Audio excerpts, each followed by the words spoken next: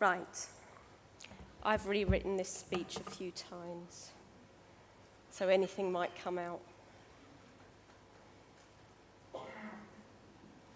First of all, just to introduce myself, as Andy says, I'm co-founder of Spotlight YOPD, which is the UK's only... A 2-2. Hello, Wembley. My name is Gaynor. I'm co-founder of Spotlight YOPD, which is the UK's only dedicated charity for young onset Parkinson's, because it's different and it needs a little bit of a rebranding job. I think that's come across from various people who you've heard from today anyhow, but we'll do some more of that in a minute. I'm also on the editorial team for Parkinson's Movement, which was launched by Tom Isaacs, John Stanford, and Sarah Rigar. So, I was going to write a sensible speech. I did, in fact, write a sensible speech. In actual fact, I wrote several sensible speeches. She wrote several sensible speeches on the seashore. I didn't actually write them all on the seashore, and how much sense this makes will remain to be seen, written, rewritten, and plain cobbled together 3 minutes into Parkinson's Eve, the day itself, with no sleep and a very long drive beforehand. However this comes out, it will be authentic, with too many puns shoehorned in, because once a newspaper sub, always a sub. As I pondered what to talk about last night, I realized the best PD orator we've had rarely spoke of anything too heavy or complicated. I heard Tom speak and sing on stage on numerous occasions. I remember the gags and the puns much better than any of the points he was supposed to be making. Happily, he had a very good side straight woman.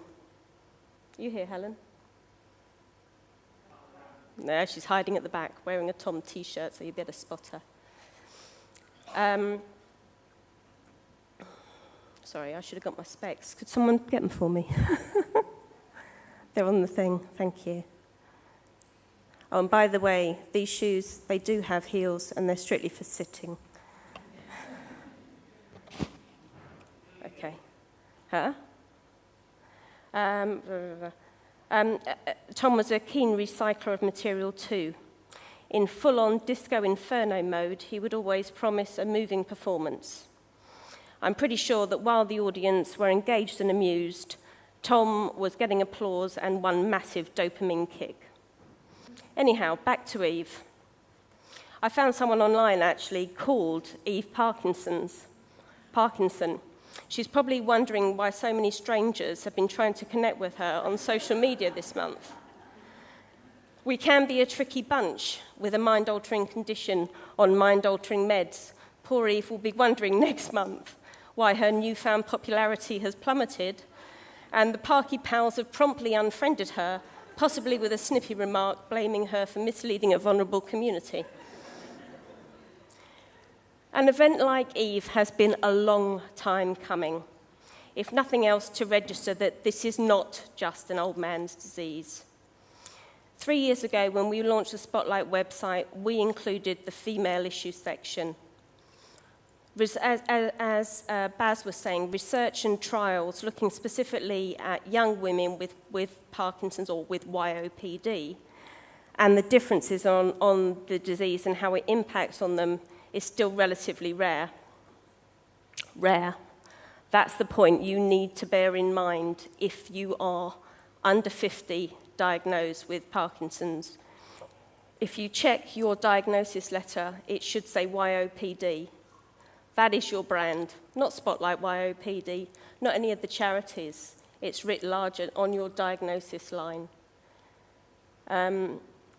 As On pointed out, women are still largely sidelined within the PD community, and 40% of YOPDs are female, and many will have genetic causes. I understand the situation and the reservation on being genetically tested, But the other side of this, to my mind, is if you go for a clinical trial and you do have a genetic root, the people that they gather together for those trials can be far more specific. It's a bit of an exercise in divide and conquer. If you divide them up, you're trying out a treatment on a specific group. And as has been said already, this isn't a disease, it's a syndrome. There's a lot of different types of Parkinson's. I'm also asked why they are so sidelined. Well, largely, they're just busy trying to be normal, and I think that's one of the major problems that we need to address. The busiest people are apparently 37-year-old mothers. Gemma, would you vouch for that? There is a saying that if you want something done, ask a busy person. But you have to value that person and when they come forward and use them properly. Anecdotally, as ever, the questions are already being asked by the observant young Parkies, and some already have the answers. Someone brought up earlier about education. Well, education needs to be a two-way street. So as much as we need to be educated as patients, we also need to educate the researchers. And I think also Baz brought up a comment about, or was asking the question, why are so few young onset women involved in research? I think there's a little bit of a thing hung over from the thalidomide scandal. I read something about this a while ago, and you've got to bear in mind, drugs companies are going to be a little bit concerned if they're trying new drugs out on women of childbearing age, perhaps. So we've gone off the comedy thing now. I'm very much of Elizabeth's school of thought, though. It's time to up the ante. 200 plus years, 202 years since the discovery of PD, and 101 years since suffrage. Let's stick them together and do something. How am I doing for time? Okay.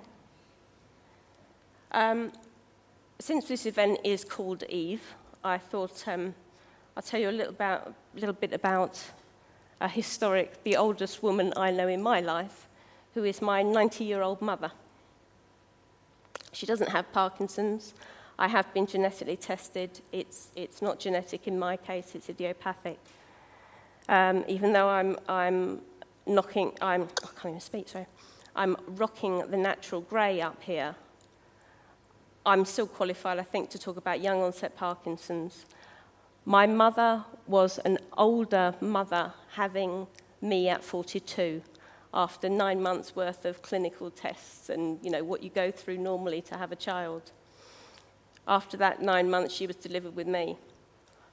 At 42, I had 9 months of clinical tests to be delivered with, hopefully, something less disappointing.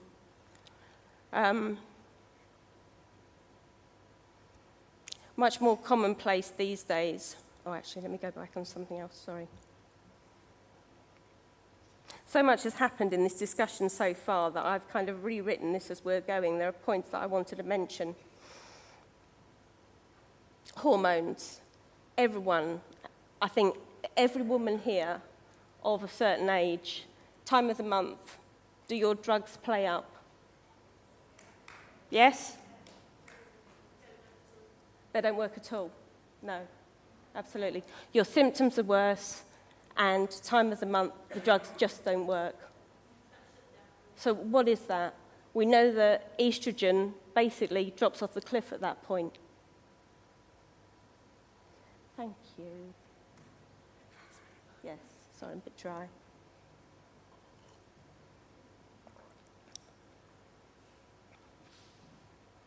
So why aren't we looking at that? There are various hormones. There's definitely a bigger link there.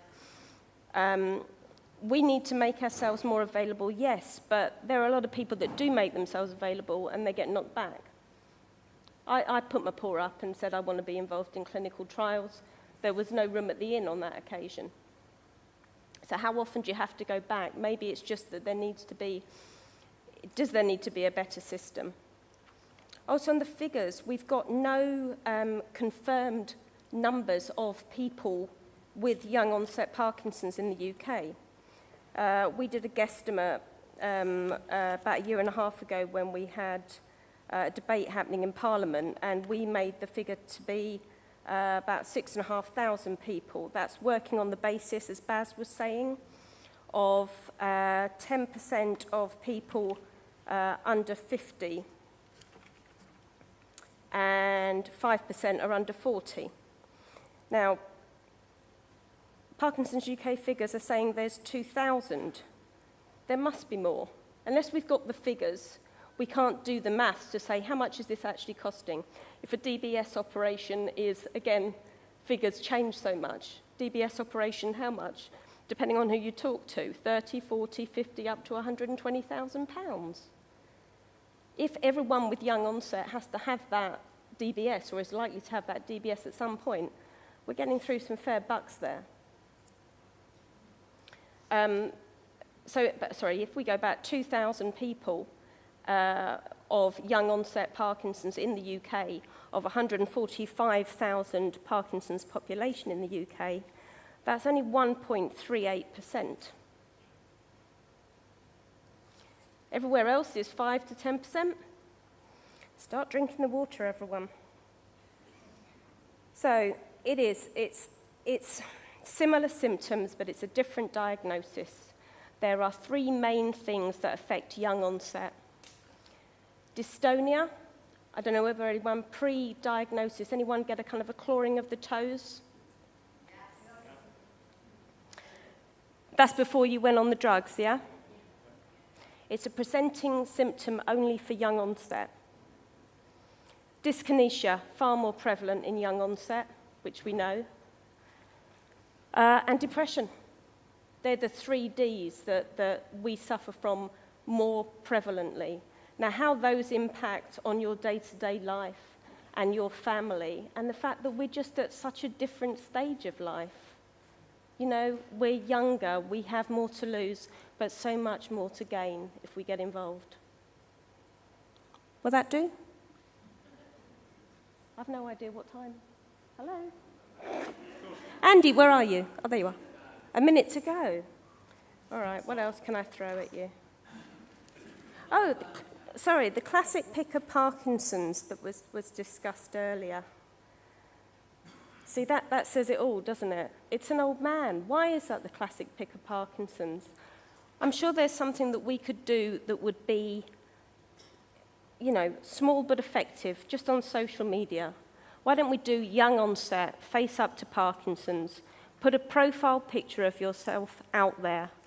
Call it Parkinson's, call it YOPD, maybe YOPD 2019, and get it rolling out there. Let's get rid of shuffly old Boris or whatever his name is. Please. Girl power, yeah? I'm done now, aren't I? Thank you.